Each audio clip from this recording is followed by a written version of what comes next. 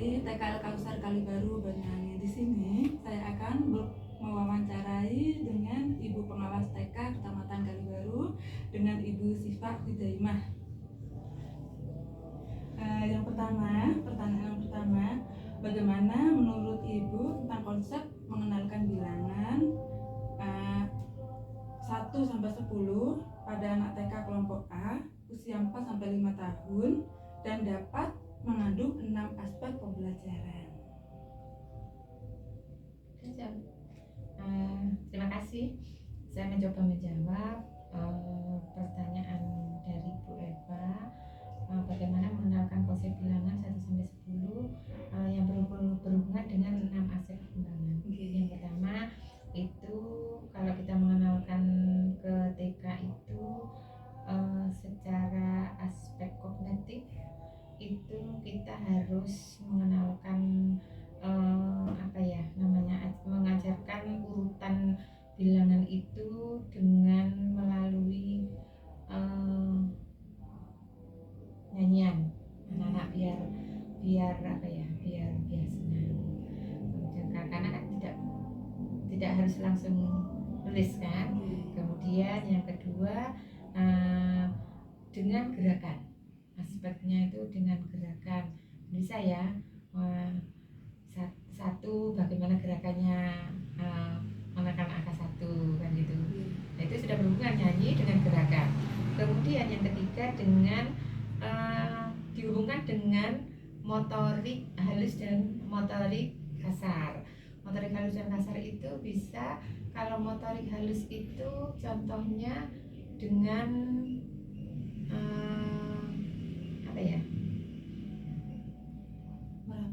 bukan punya balok kan, balok yang ada angka-angkanya itu disusun bisa. Kemudian kalau dengan motorik kasar itu bisa dengan, kalau kita kenal dulu gonggongan gitu kan, ada ya, lompat ke angka 1 ya kan, lompat ke angka berikutnya, itu biasanya itu anak-anak lebih cepat. Kemudian aspek sosial, yang aspek sosial itu anak-anak itu bisa bekerja sama dengan temannya, atau kita membentuk kelompok ya, berikan angka-angka acak, sudah cari angka 1 bisa ya, siapa yang sampai karena ini yang dikenakan 10 ya, angkanya 10. Kemudian kalau emosional, aspek emosional itu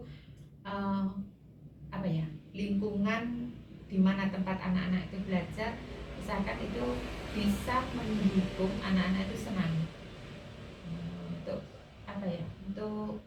anak-anak biar tertarik dengan apa yang kita kenalkan.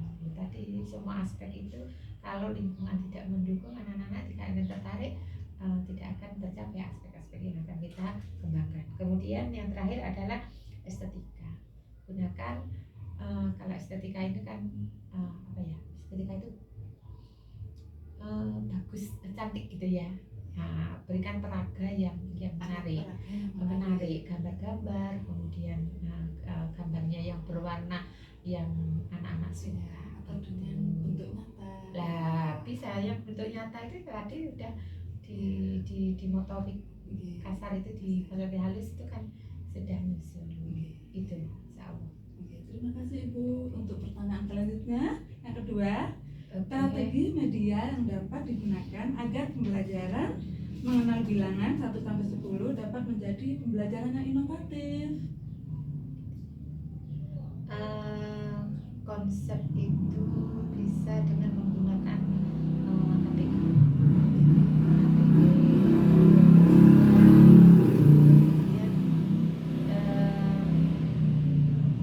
Interaktif ya. Dengan kalau sekarang kita mungkin anak-anak sudah mengenal IT ya. IT bisa dengan komputer, bisa dengan HP. Bukan berarti HP-nya anak-anak ya. Anak-anak kan banyak di sana kan banyak, di YouTube tuh banyak pembelajaran nyanyian itu yang bisa anak-anak bisa langsung mengikuti. Kemudian belajar basis IT. Ya dengan itu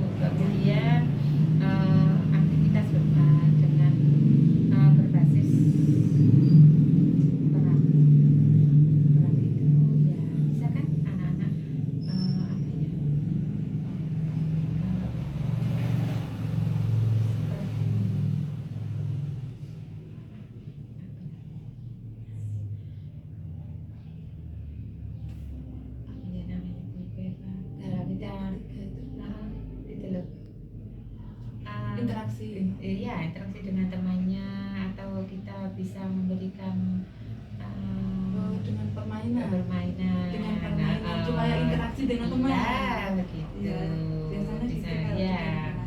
bisa begitu. Itu kan anak-anak malah lebih cepat mengingatnya. Oke, Jadi itu juga interaktif, itu juga aspek emosionalnya juga dapat, aspek sosialnya juga sudah ada.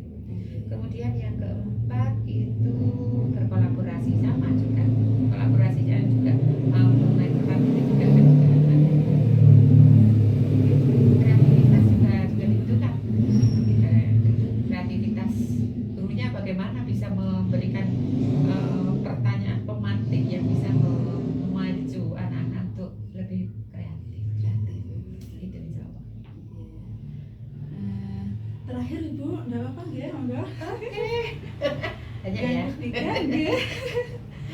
Model pembelajaran PJBL atau pembelajaran berbasis proyek, bagaimana cara penerapannya apabila masalah yang diangkat anak belum mampu menyebutkan angka 1 sampai 10. Menurut panjenengan bagaimana?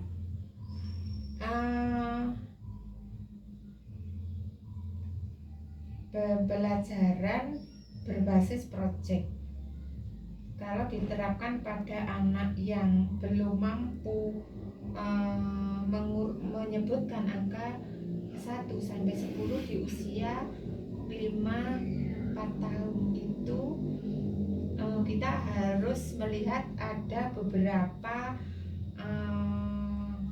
permasalahan. Pahami apa kendalanya. Misalnya kan anak-anak dari rumah itu ada perhatian, kan biasanya kalau anak dibiarkan pasrah bu gurunya kan juga akan sulit. Kemudian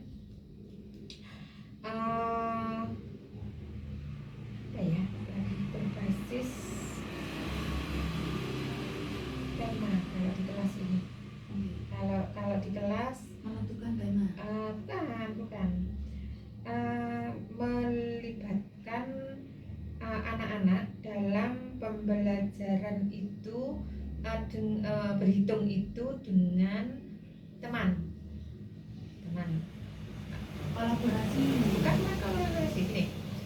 Kalau dulu begini, ada berapa orang ya, ini mamanya kita mau menentukan 1 sampai 10. Ini anak 1 sendiri, ini anak 2, berarti kan sudah kan saya bilang kan, oh ini berapa, ini temannya 1, ini ada temannya berapa, ini 2, yang 1 terus lagi 3. Dengan teman.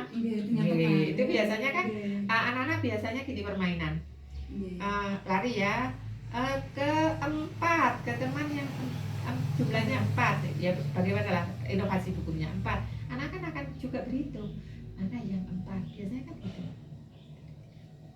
bisa begitu.